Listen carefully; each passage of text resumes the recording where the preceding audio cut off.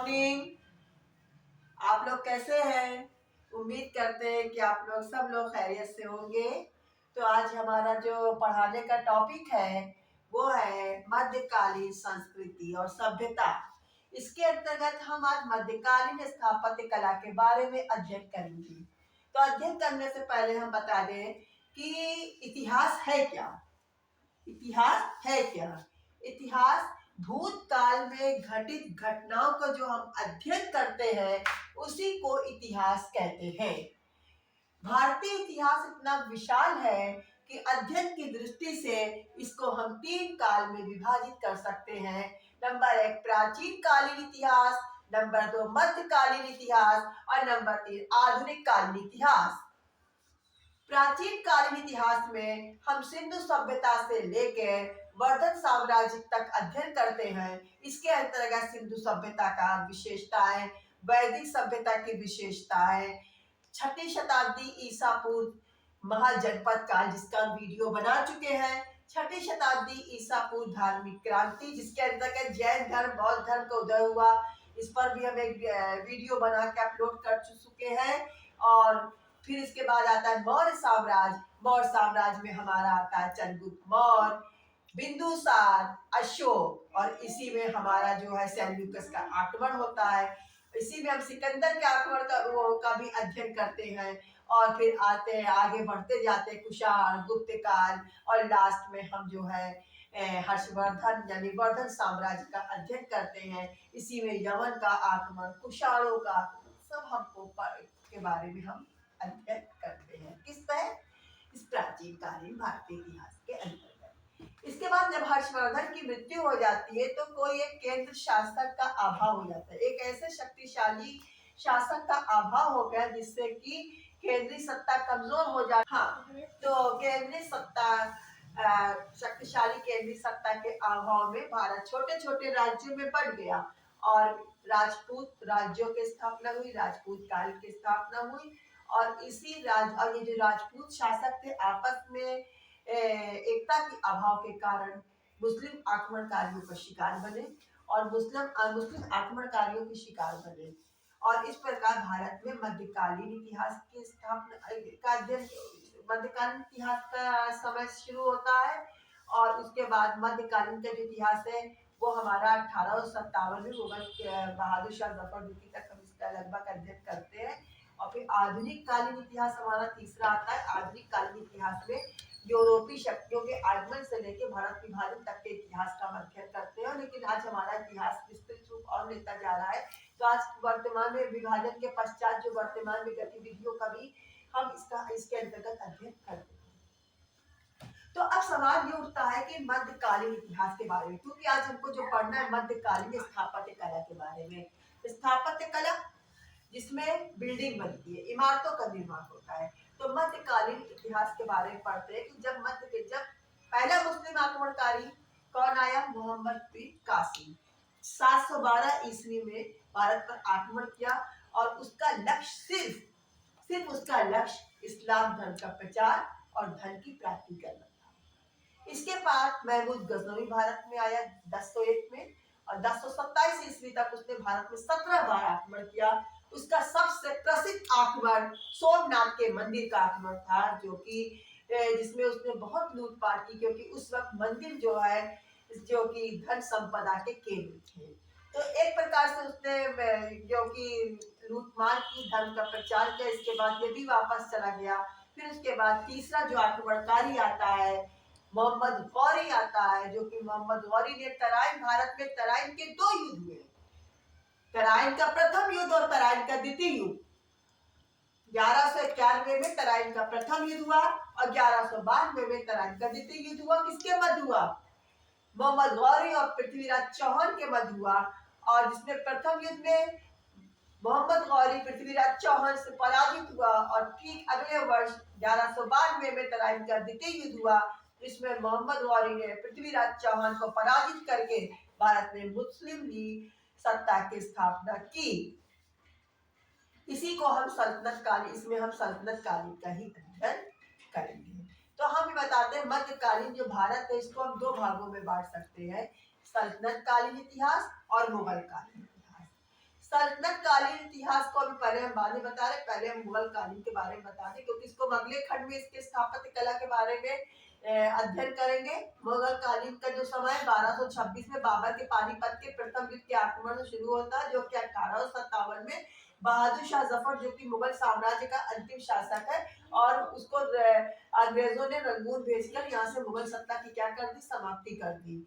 तो मुगल काल में जो शासक हुए 1526 से 1857 तक बाबर, हुमायूं, अकबर, जहांगीर, शाहजहां, औरंगजेब, ये सब बहुत शक्तिशाली शासक थे। उसके बाद उत्तरकालीन मुगल काल में कमजोर सम्राट हुए और अंतिम सम्राट बहादुर शाह जफर था, जिसको अंग्रेजों ने रंगून भेज दिया और यहाँ से मुगल सत्ता का हमेशा हमेशा के लिए क्या हो गया, अंत हो गया और भारत में ब्रिटिश साम्राज्य की स्थापना हुई। अब हम आते हैं सल्तनत कालीन इतिहास में, क्योंकि हमको इस वक्त क्या पढ़ना है, सल्तनत कालीन स्थापत्य कला का विकास पढ़ रहा है। तो पहले सल्तनत कालीन स्थापत्य कला का विकास पढ़ने के पहले हम सल्तनत कालीन के बारे में जान लें कि हमने बताया था कि महमूद मोहम्मद गौरी ने 1206 में मोहम्मद गौरी की क्या हो गई, मृत्यु हो गई। लेकिन पहले मोहम्मद गौरी के बारे में थोड़ा सा उसके जीवन के बारे में प्रकाश डालने की मोहम्मद गौरी का कोई पुत्र नहीं था और अक्सर दरबारी उसको इस ओर ध्यान दिलाते थे, आकृष्ट कराते थे कि उसका कोई उत्तराधिकारी नहीं हो है, आगे उसके इस विशाल राज को कौन साम्राज्य को संभालेगा। तो मोहम्मद गौरी इसको सुल्तान यही उत्तर देता था, एक सुल्तान के एक पुत्र होते हैं, दो पुत्र होते हैं, तीन पुत्र होते हैं, मेरे तो हजारों गुलाम पुत्र हैं जो मेरे साम्राज्य को आगे बढ़ाएंगे। इस प्रकार 1206 में मोहम्मद गौरी की क्या हो गई, मृत्यु हो गई और उसका सबसे प्रिय गुलाम कुतुबुद्दीन ऐबक भारत का, दिल्ली का सुल्तान बना और इस प्रकार गुलाम वंश की नींव पड़ी। गुलाम वंश की नींव पड़ी क्योंकि इसमें जितने भी सुल्तान हुए हैं सब गुलाम थे, सब क्या थे, गुलाम थे। गुलाम को दास भी कहते हैं और इसको हम दूसरे वर्ड में या दूसरे शब्द में दास वंश भी कह सकते हैं। तो गुलाम वंश की जो स्थापना हुई है इसमें जो है 1206 से मोहम्मद गौरी की मृत्यु के पश्चात से 1290 तक हुई है और इसमें जितने भी शासक हुए सब गुलाम हुए हैं। तो पहला जो शासक था कुतुबुद्दीन ऐबक था, जिसका शासन समय क्या था, 1206 से 1210 तक था। इसका ज्यादातर समय जो है विद्रोहों को दबाने में भी व्यतीत हुआ और 1210 में लाहौर में चौगान खेलते समय इसके घोड़े से गिर जाने के कारण इसकी क्या हो गई, मृत्यु हो गई और लाहौर में ही इसको दफन, एक साधारण मकबरे में इसको दफन कर दिया गया।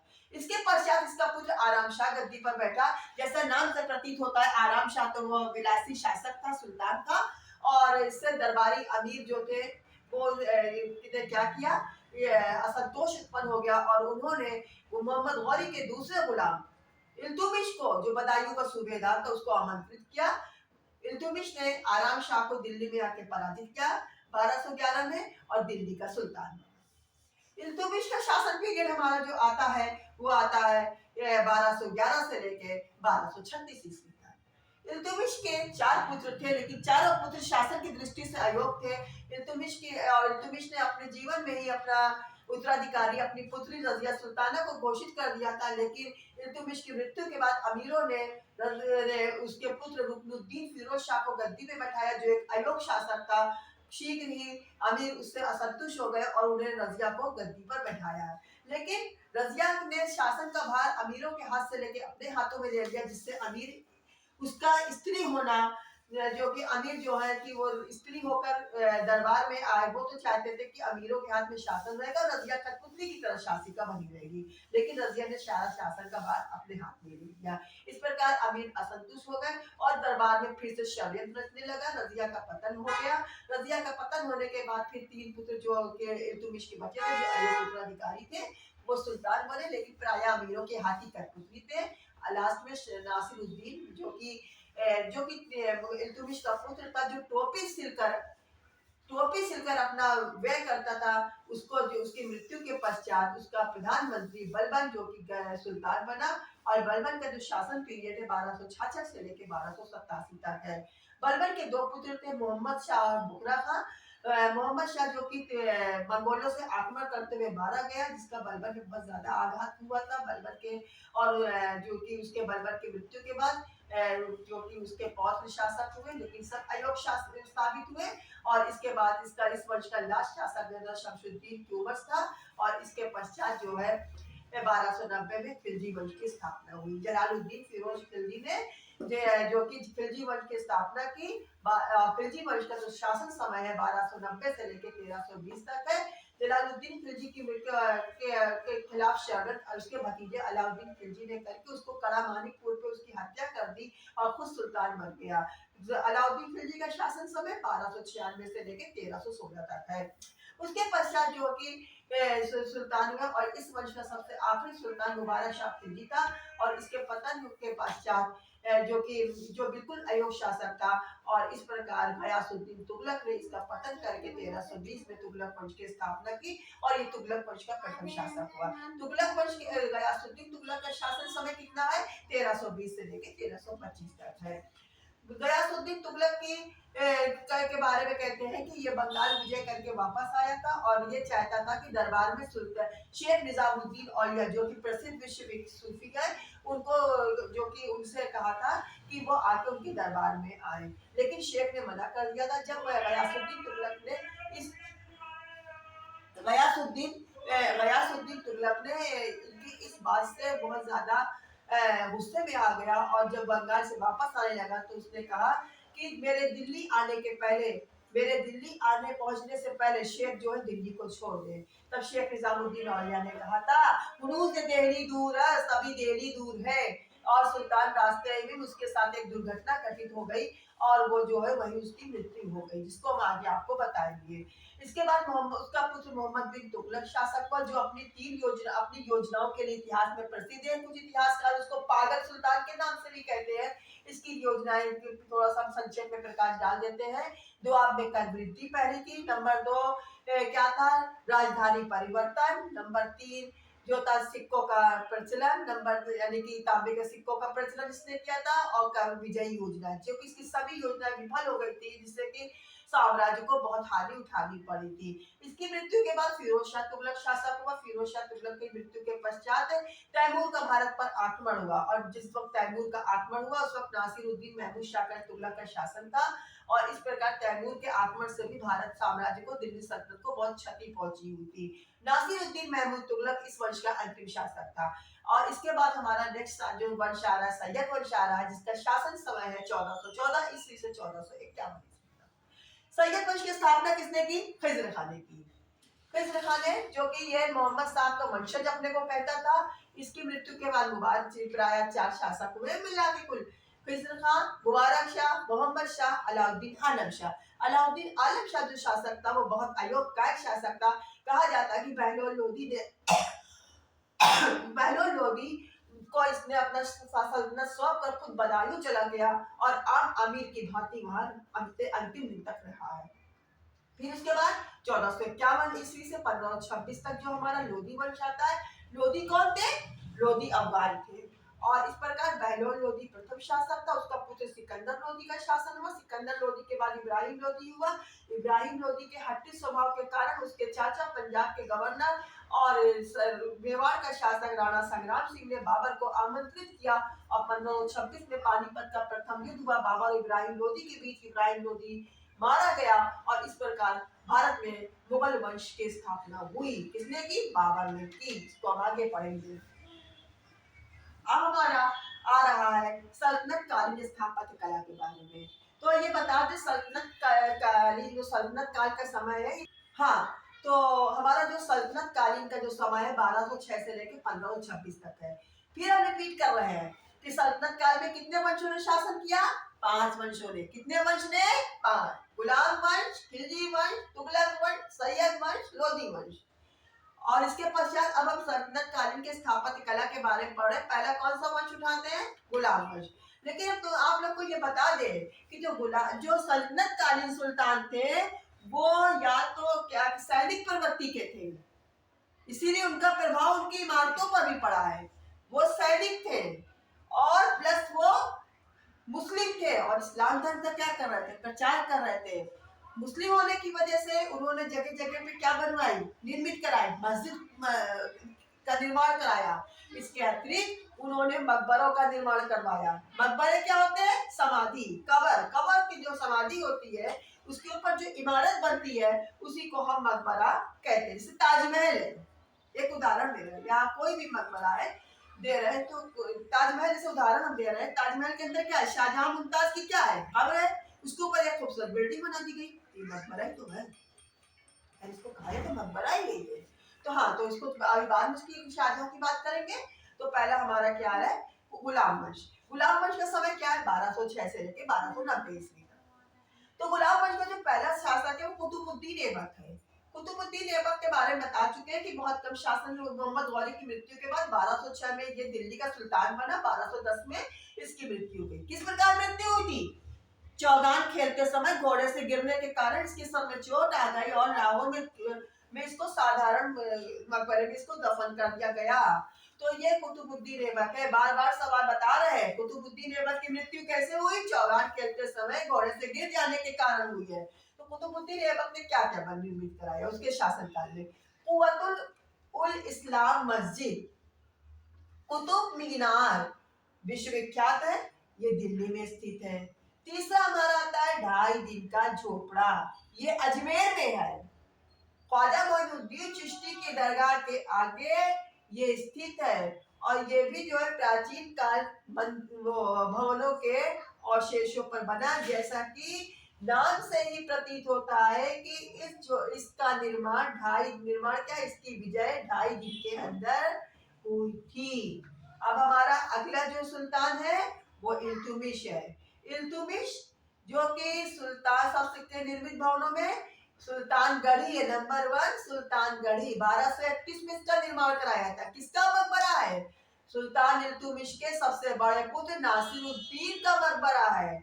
कब बनवाया, 1231 ईस्वी में बनवाया। कहाँ बनवाया, दिल्ली में। इसके बाद उसने हौज शमसी और बदायूं का सुल्तान था, वो सूबेदार था, और बदायूं में उसने एक जामा मस्जिद का निर्माण करवाया, जो बदायूं की जामा मस्जिद के नाम से प्रसिद्ध है। इसके अतिरिक्त नागौर, राजस्थान नागौर में उसने अताकिरन नाम का एक बुलंद दरवाजा, विशाल दरवाजे का निर्माण कराया, जिसको इतिहास में अताकिरन का दरवाजा के नाम से जाना जाता है। तीसरा सुल्तान आता है गुलाम वंश में बलबन। बलबन का शासन समय, शासनकाल 1266 ईस्वी से लेकर 1287 ईस्वी तक। बलबन ने अपने जीवन काल में ही, मकबरा बता चुके, बार बार हम रिपीट नहीं करेंगे मकबरा क्या होता है। बलबन ने अपने जीवन काल में ही अपना मकबरा बनवा लिया था, दिल्ली में महरौली के समीप, राय पिथौरा किला के पीछे जो है उसने अपना किला, अपना मकबरा बनवाया था। फिर उसके बाद हमारा अगला जो डायनेस्टी आता है या अगला वंश आता है वो खिलजी वंश आता है। खिलजी वंश की स्थापना किसने की थी, जलालुद्दीन खिलजी ने की थी। किसने की थी, जलालुद्दीन खिलजी ने की थी। और जलालुद्दीन खिलजी के भतीजे उसके दामाद अलाउद्दीन खिलजी ने उसको धोखा देकर उसको करामानिकपुर में बीच गंगा की धार में उसकी क्या करा दी थी, हत्या करा दी थी, और खुद सुल्तान बन बैठा। अलाउद्दीन खिलजी जो कि बहुत महत्वाकांक्षी सुल्तान था, उसने साम्राज्य का विस्तार दक्षिण भारत तक किया, और उसने महत्वाकांक्षी होने के कारण उसने बहुत सी इमारतों का निर्माण करवाया। उसके निर्मित भवन का विवरण इस प्रकार है। पहला उसने दिल्ली में अलाई दरवाजे का निर्माण कराया, 1311 में अलाई दरवाजा दिल्ली में स्थित है। उसके बाद जामा मस्जिद, जमात खाना बनवाया वही। उसके बाद अलाउद्दीन खिलजी ने एक नगर की स्थापना की थी, और उस नगर का नाम था सीरी, जो दिल्ली में स्थित था, और वहां पर उसने जमात खाना, 1000 सुतून, जो कि 1000 सुतून कहते हैं स्तंभ को, उसने जो कि 1000 स्तंभ वाला भवनों का निर्माण करवाया, जो अब ध्वनावशेष में है, इस या कह सकते हैं कि अवशेष की शक्ल में है। फिर हमारा तीसरी डायनेस्टी आती है तुगलक वंश। तुगलक वंश का समय क्या है, 1320 ईस्वी से लेकर 1413 ईस्वी तक है। और इसमें जो हमारे सुल्तान हुए हैं, जैसे कि संस्थापक कौन था, गयासुद्दीन तुगलक, उसके बाद मोहम्मद बिन तुगलक और फिरोज शाह तुगलक। तो और इसका जो कि अंतिम शासन इसी तुगलक वंश में के काल में ही तैमूर का भारत पर आक्रमण हुआ था, जिसके बारे में हम वीडियो बना के अपलोड करेंगे। तैमूर के बारे में विशेषता, तैमूर के आक्रमण के बारे में, लेकिन थोड़ा समय लगेगा। अब हम बता रहे हैं कि गयासुद्दीन तुगलक के बारे में बता चुके हैं। गयासुद्दीन तुगलक ने भी का जो शासन काल है 1320 से लेकर 1325 ईस्वी तक है, और उसने भी दिल्ली के समीप तुगलकाबाद नामक एक किले वो तुगलकाबाद नामक एक नगर की स्थापना की थी और वहां पर उसने तुगलकाबाद का किले का निर्माण करवाया था। इसके बाद नेक्स्ट सुल्तान आ रहा है मोहम्मद बिन तुगलक, जिसको इतिहास में क्या कहते हैं, पागल सुल्तान कुछ विद्वानों ने कहा। लेकिन और क्योंकि उसने वो अपनी उसकी योजनाएं क्या हो गई थी, विफल हो गई थी। उसकी योजनाएं कौन कौन सी थी? नंबर 1 दोआब में कर वृद्धि, नंबर 2 राजधानी परिवर्तन, नंबर 3 तांबे के सिक्कों का प्रचलन, नंबर 4 विजय योजना। लेकिन सभी योजनाएं उसकी क्या हो गई, विफल हो गई और इसी कारण इसको पागल सुल्तान की उपाधि दी गई है। तो मोहम्मद बिन तुगलक का जो शासन समय है 1325 ईस्वी से लेकर 1351 ईस्वी तक, सर्वप्रथम उसने क्या बनवाया? भाई पिता मर गया था, पिता की विरासत लिया था, तो गयासुद्दीन तुगलक का मकबरा बनवाया। कहाँ है? दिल्ली में है। यह भी बहुत महत्वाकांक्षी सुल्तान था। इसने दिल्ली में के समीप दो नगरों की स्थापना की थी।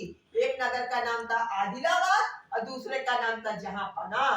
आदिलाबाद में उसने एक किले का निर्माण कराया जिसका नाम आदिलाबाद का किला है, और जहांपनाह जो नगर दूसरा स्थापित किया था उसमें 7 पुलों वाला भवन, विजय मंडल, 12 खंबा आदि उल्लेखनीय है।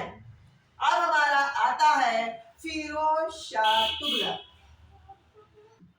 फिरोज शाह तुगलक 1351 ईस्वी से लेकर 1388 तक इसका शासन काल है। इसने जो भवनों का निर्माण कराया, कोटला फिरोज शाह यानी दिल्ली के समीप कोटला नगर की स्थापना इसने की, कोटला फिरोज शाह। फिर है कुश्ते शिकार, क्योंकि फिरोज तुगलक को शिकार करने का बहुत शौक था और उसने एक इमारत का निर्माण कराया था और उस इमारत का नाम था कुश्ते शिकार। हौज खास का निर्माण कराया। फिरोज शाह का मकबरा भी अपने समय में अपना मकबरा भी उसने भी निर्मित कराया। बाद में उसको मृत्यु पच को दफन वही किया गया। काली मस्जिद, खिड़की मस्जिद, बेगमपुरी मस्जिद, खाने जहां तेलगानी का मकबरा। फिरोज शाह तुगलक का जो वित्त दीवाने वजारत का जो वजीर था, प्रधानमंत्री था, उनका नाम था मकबूल खान, जिनको उपाधि मिली थी खाने जहां तेलंगानी। उनका मकबरा भी इसने बनवाया है। कला मस्जिद का निर्माण कराया है और कबीर खां औलिया का मकबरा भी उसके शासन काल के निर्मित भवनों में भवन है। इसके बाद हमारा जो अगला आता है वो आता है सैयद वंश। सैयद वंश की स्थापना किसने की? खिज्र खान ने की। कब की? 1414 ईस्वी में की। और सैयद वंश में प्राय कितने सुल्तान हुए? 4 सुल्तान। खिज्र खान जो था वो अपने को मोहम्मद साहब का वंशज कहता था, इसीलिए मोहम्मद साहब सैयद वंश से संबंधित थे, इसलिए इस वंश को सैयद वंश के नाम से इतिहास में जाना जाता है। खिज्र खान, मुबारक शाह, मोहम्मद शाह, अलाउद्दीन, आलम शाह, ये 4 सुल्तान हुए हैं। तो सबसे पहला जो सैयद वंश के निर्मित भवनों में मुबारक शाह का मकबरा है। मुबारक शाह जो कि सल्तनत काल वो सैयद वंश का शासक था, जिसका शासन समय 1421 ईस्वी से 1434 ईस्वी तक था। फिर मोहम्मद शाह का मकबरा अलाउद्दीन आलम शाह ने कराया था। ये वही अलाउद्दीन आलम शाह है जिसने बहलोल लोदी को बिना युद्ध करे पूरी सल्तनत सौंप दी और खुद बदायूं में जाके एक आम अमीर की तरह इसने अपने दिन तक अपना जीवन व्यतीत किया और वहीं पर उसने अपनी अंतिम सांस लेकर मृत्यु प्राप्त किया। इसके बाद हमारा जो 5वां वंश आता है, अंतिम वंश आता है, वो लोधी वंश है और लोधी वंश की स्थापना 1451 से 1526 के बीच है। लोधी वंश की स्थापना किसने की थी? बहलोल लोधी ने की थी। उसके बाद उसका पुत्र सिकंदर लोधी शासक हुआ। सिकंदर लोधी वही सुल्तान है जिसने आगरा की स्थापना की थी। उसके पश्चात इब्राहिम लोधी शासक हुआ। तो इब्राहिम लोधी ने अपने पिता सिकंदर लोधी का मकबरा बनवाया, 1518 में बनवाया। इसके अतिरिक्त मोट की मस्जिद, 3 गुंबद, वर्गाकार मकबरा आदि सब लोधी वंश के निर्मित भवनों में से एक है। इसके पश्चात इब्राहिम लोधी की और जो कि अंतिम जो लोधी वंश का अंतिम शासक इब्राहिम लोधी और क्या कहते हैं और बाबर के बीच पानीपत का 1526 में पानीपत का प्रथम युद्ध हुआ, जिसमें कि बाबर विजयी हुआ और इब्राहिम लोदी पराजित हुआ और मारा गया। इस प्रकार सल्तनत काल का अंत होता है, जो पूरा सल्तनत काल का समय इसका पूरा अंत होता है और भारत में एक नए वंश की स्थापना होती है। मुगल वंश की स्थापना हुई। कब हुई? 1526 में हुई। इस प्रकार सल्तनत कालीन का अंत हुआ और मुगल वंश की स्थापना हुई और मुगल वंश के स्थापत्य कला हम पढ़ेंगे, लेकिन इसका अध्ययन हम अपने वीडियो के दूसरे खंड में करेंगे। उसका टॉपिक होगा मुगल कालीन स्थापत्य कला का विकास, ये होगा। और अगर और इसके साथ अपना ये आज का जो चैप्टर है सल्तनत कालीन स्थापत्य कला का जो हमारा अध्ययन था यही पे खत्म होता है। अगर आपको हमारा वीडियो पसंद आया हो तो आप सब्सक्राइब करें, बेल आइकन को दबाएं और जिससे कि हमारी हौसला अफजाई होगी और हम और अच्छा सा अच्छा वीडियो बनाकर अपलोड करेंगे। धन्यवाद।